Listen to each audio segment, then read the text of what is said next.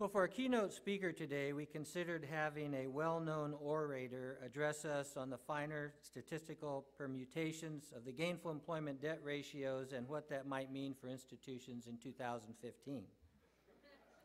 But after briefly considering what kind of mutiny that would evoke in our group today, we decided instead to ask Mr. Alan Klein, a well-known, actually probably the only known jollytologist, to come and speak to us instead. So relax your mind and give a warm CAPPS welcome to Mr. Alan Klein.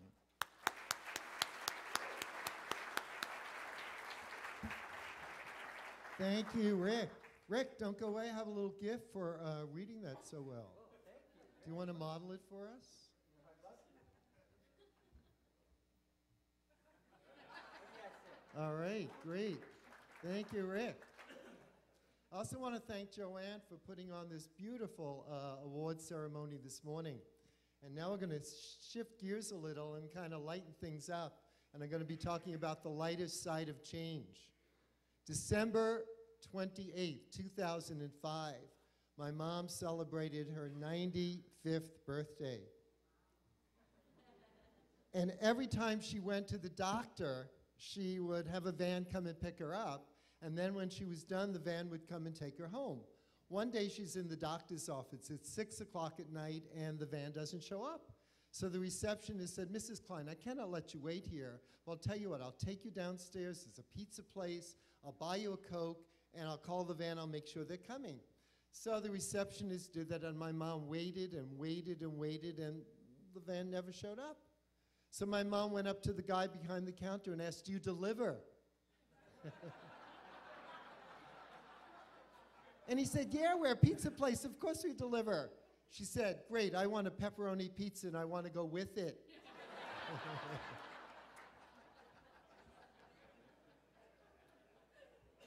That's the kind of humorous spirit I want to talk about this morning. And I was wondering, how many of you are good spellers? Good spellers. Who knows how to spell relief? R-O-L-A-I-D-S. I always ask that question. A woman way in the back row said, "Call on me, I know how to spell relief." I said, "How do you spell it?" She said, "Relief is spelled D-I-V-O-R-C-E." I don't spell it her way. I spell it don't spell it the Rolaids way. I spell it L-A-U-G-H. And what I want to show you this morning, if you just remember that one word, I'm going to go over each letter. So if you remember the one word, help you get more laughter and less stress, both in your work environment and also in your home situation. Before I tell you, though, what the first letter stands for in L-A-U-G-H, I'd like you to know that before I was an expert in humor, I'm a former expert in how to cure baldness. I know you won't believe me, but I once had a head of curly hair, so I brought a photo to prove it. See, what humor does, folks, it helps you cope with things that life hands you, like bald heads or other things that you don't want, things that you don't even ask for. Humor is a good coping tool because it gives you a different perspective. Let me give you an idea of how this works. There was a woman at school, a college, who wrote this letter to her parents. "Dear Mom and Dad, I haven't written because all my stationery was destroyed when the dorm burned down. I'm now at the hospital, and the doctor said I'll be fully recovered soon. Oh yes, I moved in with the boy that rescued me since most of my things were destroyed in the fire. And I know you've always wanted to have a grandchild. So you'd be pleased to know I'm pregnant. It's due in April. Love, Mary." Then there was a little P.S. P.S. There wasn't a fire. My health is perfectly fine, and I'm not pregnant. In fact, I don't even have a boyfriend. But I did get a D in French. Also got a C in maths and chemistry, and I just wanted to make sure you kept it all in perspective. That's what humor does, folks. It's not so much telling a joke. It's not so much appreciating a joke. It's taking your God-given sense of humor and using it to see your difficulties in a different way. Today's what, Thursday? I'd like you all to think, before you came to this conference, how many of you maybe got stressed out or burnt out? Could I see your hands before you came to the conference? Burnt out, stressed out? How many of you burnt out to raise your hand right now? If you felt burnt out, had your hand raised, stressed out before you came here, Please stand up. I won't ask you to say one word, but please stand up. Stressed out. A lot of you had your hands up. Please stand up. Stressed out, burnt out. Anyone else have their hand up? Okay, I'd like everyone else who's not standing, look around at these folks. They had a hard week before they came here. They're probably going to have another hard week when they get back to the school. So what I'd like you to do, if you're not standing, let's all get up and give these folks a thunderous standing ovation. Woohoo!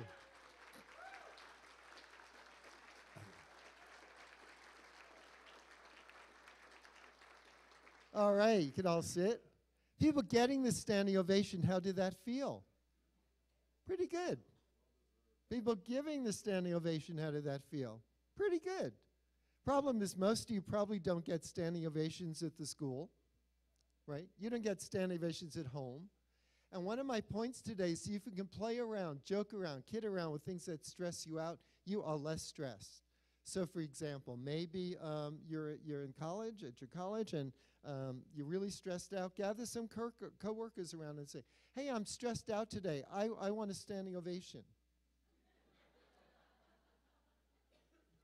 What about at home? Maybe you just burnt the dinner. Get up and say, hey, I burnt the dinner. I want a standing ovation. I mean, why should people like Madonna, all those great rock stars, they get standing ovations all the time, and they make tons of money. Madonna signed a $50 million contract last year, $50 million bucks. Anybody personally made $1 million last month? I don't see any hands up. So you're the folks that go really use your standing ovation. So anytime in my program this morning you want your own individual standing ovation, just get up and shout out, I want a standing ovation. And we'll give it to you. Anybody want to try it right now? See what it feels like. I'll wait. All right, everyone up. Woohoo! Woohoo! How did that feel? It feels great. So anytime, no matter what I'm saying, you want a standing ovation, get up, shout it out. We will give it to you. That little exercise, by the way, is a friend of mine invented. Matt Weinstein is his name. Okay, the first letter in L-A-U-G-H is for let go. Because if you're holding on to anything, you can't laugh about it. So the quickest way that I know of letting go of anything is to joke, to play, to kid around, because then you get a different perspective. Play changes your energy. Show you that right now. We're going to do a little singing game, and the game is we're going to sing a song, and the song is My Bonnie Lies Over the Ocean. I think you know it, but if not, here are the lyrics. Oops. Here are the lyrics. So clear your throats. And here's the way the game works. Every time you come to a word with a B in it, like Bonnie, you'll stand up. Second word with a B, you'll sit down. Third word with a B, you'll stand up. So on and so forth. And to make it just a little more interesting, I'm going to turn the overhead off. Okay, you ready? 1, 2, 3. My Bonnie lies over the ocean. My Bonnie lies over the sea. My Bonnie lies over the ocean. Oh, bring back my Bonnie to me. Bring back, oh, bring back my Bonnie to me, Bring back, oh, bring back my Bonnie to me. I'll give you a standing ovation.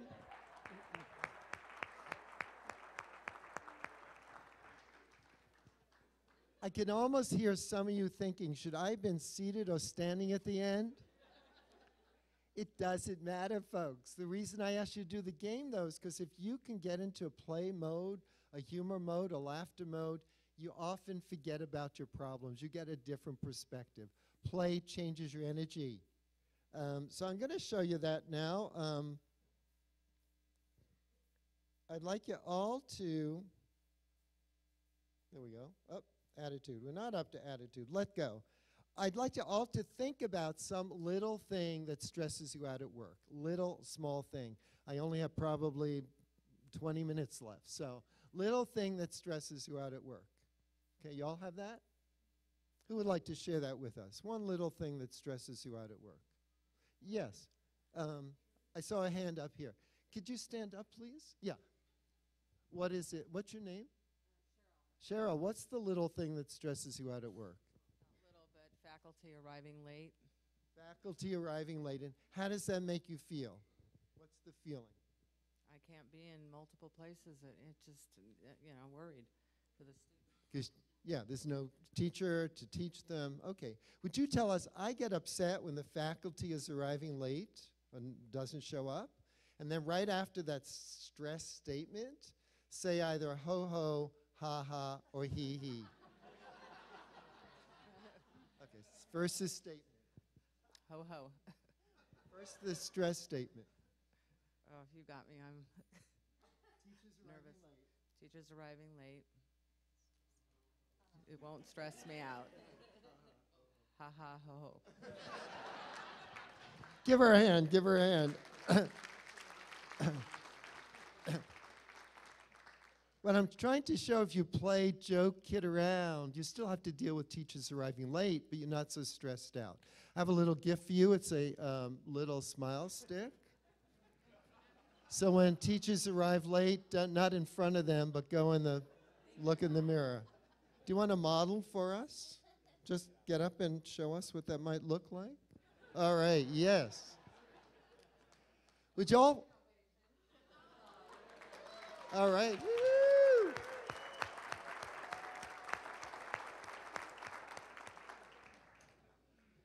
Would you all look at the palm of your hand right now, either your left or your right, it doesn't matter. And imagine your stress thing written right there. For Cheryl, was it? It's teachers arriving late. For you, it might be something else. So your stress is written there. Take your hand and put on your nose and say hello to somebody near you.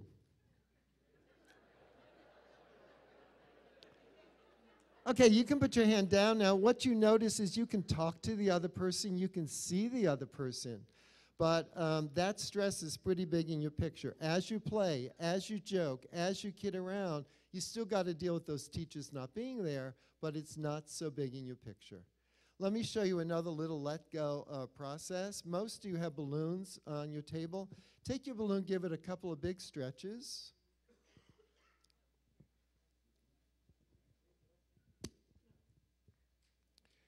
And then blow that stress that you imagine on your hand, blow it into the balloon and then hold on to the balloon. Stress in the balloon and then hold on to it.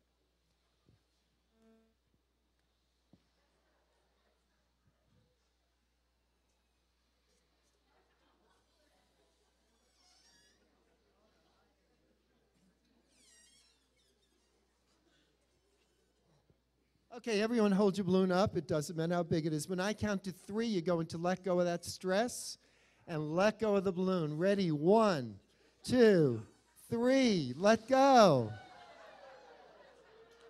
I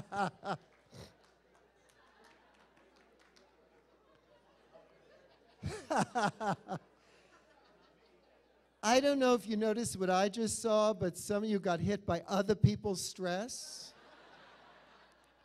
Some of you got hit by your own stress coming back. But what I'm talking about here is using some humor, laughter, and play to change your attitude. And that is the second letter in LAUGH. L was let go, and A is attitude. I have a list of things here that I think you probably could agree stresses you out. Student enrollment and student retention. Regulations, complying with state, federal, and accreditor regulations. And the last one, low staff morale. Would you agree some of this stresses you out? Okay, I'm going to show you, we're talking about attitude, how to change your attitude towards these and maybe even find some humor. To do this, you're going to need a partner. Would you all please raise one finger, just one finger, one hand, and touch it to somebody next to you. You'll only be 2 people, so some of you won't have a partner. Okay, decide who has a partner. Okay, Pete, you can put your hand down. People without partners, that's okay. You're going to get what's happening as soon as you see what the process is. People with partners, one of you choose to be a cucumber and one an octopus.